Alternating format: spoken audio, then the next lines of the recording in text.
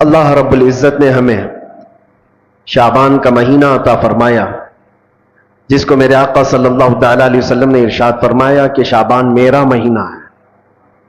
ہم حضور پاک صلی اللہ علیہ وسلم کے مہینے میں داخل ہیں، اور دعا یہ کرنا بھی سنت ہے کہ اللہ کے نبی صلی اللہ تعالی علیہ وسلم جیسے ہی رجب کا مہینہ آتا تو دعا فرماتے ہیں، اللہم بارک لنا فی رجب و شعبان و بلغنا رمضان۔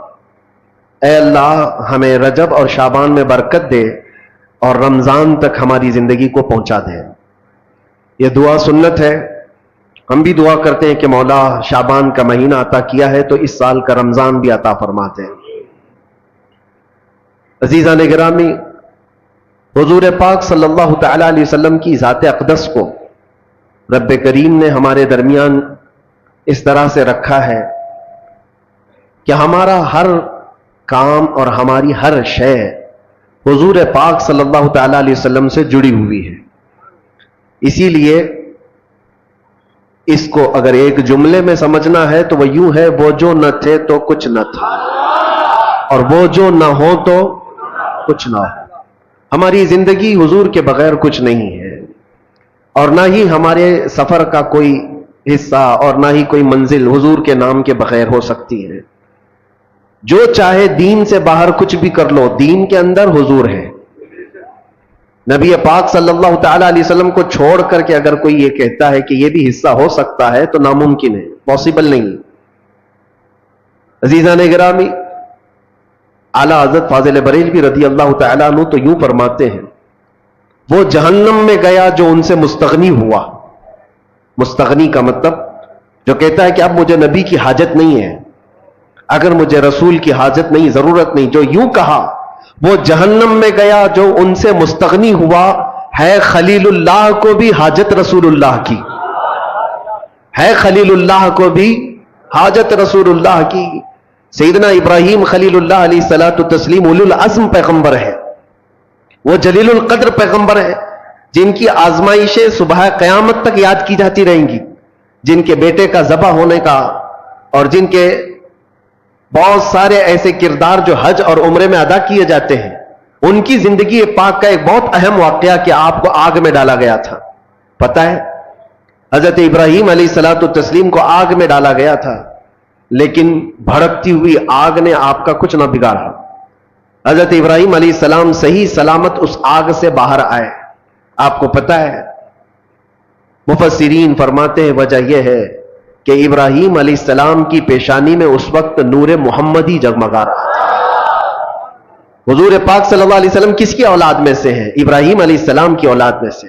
اور یہی کہا ہے کہ جب حضرت اسماعیل علیہ السلام کو ذبح کرنے کے لیے ابراہیم علیہ السلام لٹائے تو وہ تیز چاقو ان کے ہاتھ میں تھی کہ وہ پتھر کو مارتے تو دو ٹکڑے ہو جاتے تھے، پتھر کٹ جاتا تھا، لیکن اسماعیل علیہ السلام کے نرم و نازک گلے پہ چلاتے تو چلتی نہیں تھی، گلا کٹتا نہیں تھا۔ 3 مرتبہ کوششیں کی ابراہیم علیہ السلام نے، گلا کٹا نہیں، اور پتھر پر مارتے تو پتھر کٹ جاتا تھا۔ مفسرین فرماتے وجہ وہاں پر بھی یہی ہے کہ اسماعیل علیہ السلام کی پیشانی میں نور محمدی موجود تھا، ابھی محمد مصطفیٰ صلی اللہ علیہ وسلم کو کائنات میں آنا باقی تھا۔ ہر جگہ جلوے مصطفیٰ کے دیکھو گے، اسی لیے اعلیٰ حضرت نے کہا ہے خلیل اللہ کو حاجت رسول اللہ کی۔ جب انبیاء کرام علیہ السلام کو نبی کی حاجت ہے تو ہم اور تم کیا ہے؟ امتی ہیں۔ ہمیں بغیر مصطفیٰ کریم صلی اللہ تعالی علیہ وسلم کے یہاں پر کوئی چیز حاصل کرنا پاسبل نہیں ہے۔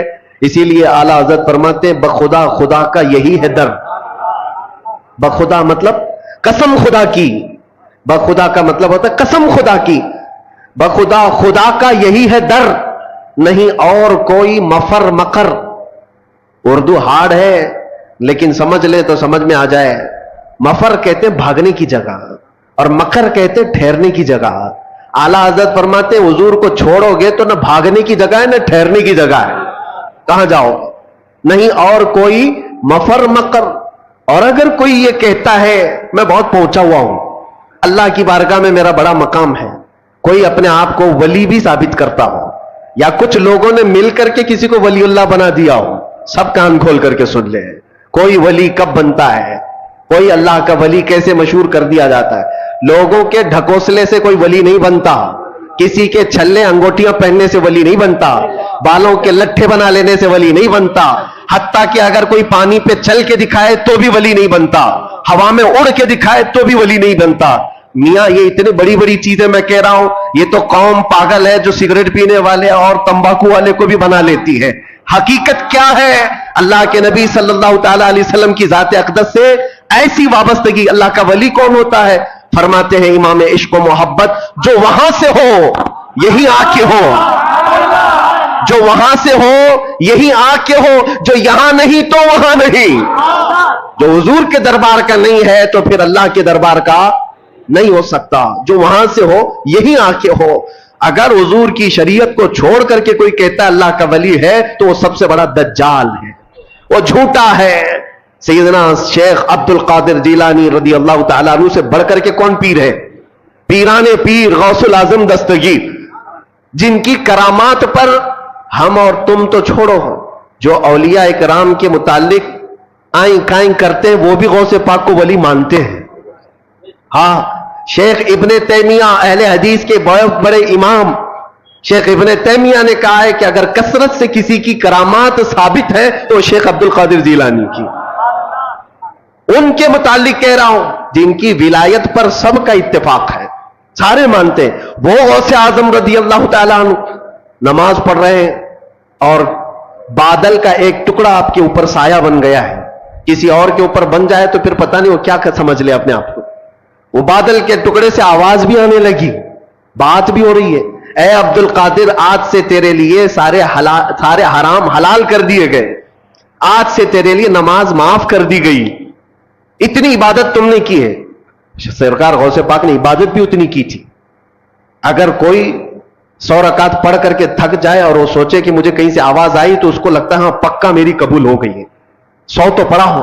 غوث پاک تو 40 سال تک پوری رات عشاء سے لے کر فجر تک کھڑے رہے، 40 سال تک ہڈیاں نکل آئی تھی جسم سے، ایک انگور کے دانے سے سحری کرتے اور ایک گلاس پانی سے افطار کیا کرتے، اور اتنی کثرت سے عبادت کے بعد اگر آسمان سے آواز آئے تو بندے کو یقین ہو جانا چاہیے کہ میری تو عبادتیں اتنی ہیں، ہو سکتا ہے ڈائریکٹ میرے پاس اللہ کی طرف سے بات آ رہی، لیکن غوث پاک کی طرف آواز آئی بادل کے ٹکڑے سے، اے عبد القادر آج سے تیرے لیے نماز معاف ہے، سارے جتنے تمہارے لیے حرام چیزیں تھے حلال ہو گئی۔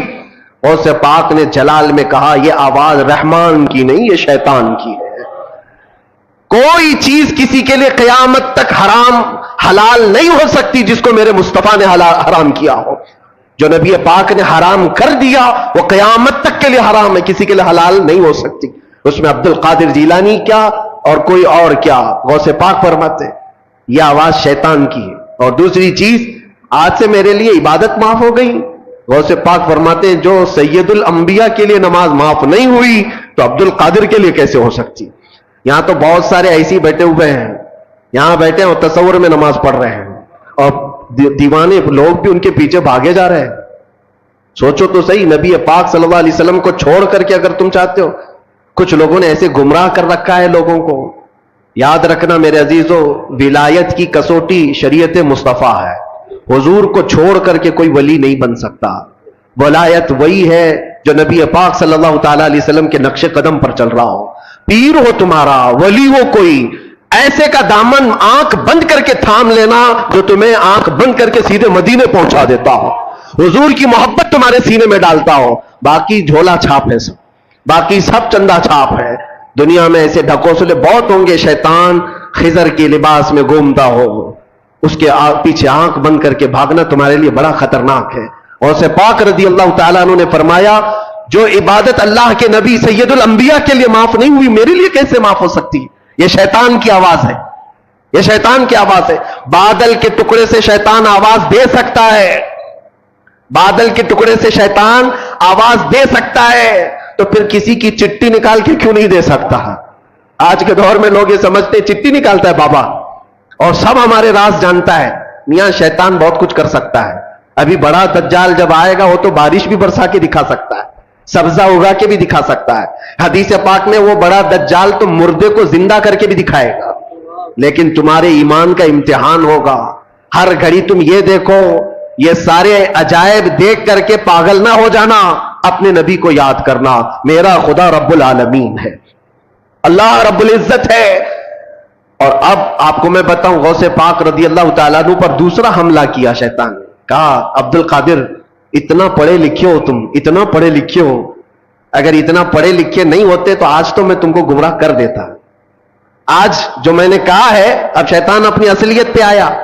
آواز جو آ رہی تھی بادل کے ٹکڑے سے کہ تمہارے لیے عبادت معاف ہے، تمہارے لیے حرام حلال ہے، غوث پاک نے جب جواب دیا تو شیطان کہتا ہے بہت پڑھے لکھے ہو تم، اور اتنا پڑھے لکھے ہو کہ آج تمہارے علم نے بچا لیا تمہیں، ورنہ گمراہ ہو جاتے آج.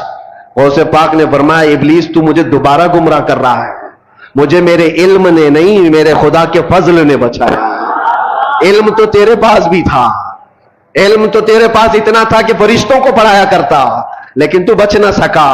اس لیے میرے عزیزوں، ہر گھڑی اس کا وار ہے شیطان کا، ابلیس کا ہمارے اوپر، لیکن کسوٹی ایک ہی اپنی زندگی پر رکھو کہ نبی پاک صلی اللہ تعالی علیہ وسلم کی ذات کے لیے ایسی کسوٹی رکھو کہ ہمارے بزرگوں نے جو ہمیں تعلیم دی ہے، نبی سے ہو جو بیگانہ اسے دل سے جدا کر دے. نبی سے ہو جو بیگانہ اسے دل سے جدا کر دے، پدر مادر برادر جان و مال ان پر فدا کر دے. یہ ہماری کسوٹی ہو، یہ ہماری زندگی کا معیار ہو. اور بعض لوگ یہ سمجھتے ہیں کہ ہم تو نبی پاک صلی اللہ علیہ وسلم سے بے انتہا محبت کرتے ہیں، اور تھوڑا بھی اگر کوئی دوسری جماعت کا دکھتا ہے جس کے دل میں حضور صلی اللہ تعالی علیہ وسلم سے بغض لگتی ہے تو ہم تو اس سے دور رہتے ہیں. صرف اتنا ہی نہیں ہے، نبی سے ہو جو بیگانہ کا مطلب کیا ہے؟ جو شریعت چھوڑ کر کے بھاگ رہا ہے وہ نبی سے بیگانہ ہی تو ہے. حضور پاک صلی اللہ تعالی علیہ وسلم سے اپنا دامن چھڑانے کی بات کرتا ہے، وہ نبی سے بیگانہ ہے. ایسے کو نہ تم اپنا دوست بناؤ، نہ اپنوں کے صحبت میں اس کو رکھو، اس لیے کہ قیامت کے دن جب پکڑ ہوگی، بروں کی صحبت کی وجہ سے بہت سارے ایسے ہوں گے جو جہنم میں جا رہے ہوں گے. صرف کیوں؟ ان کی دوستی خراب تھی، دوستی برے لوگوں سے تھی.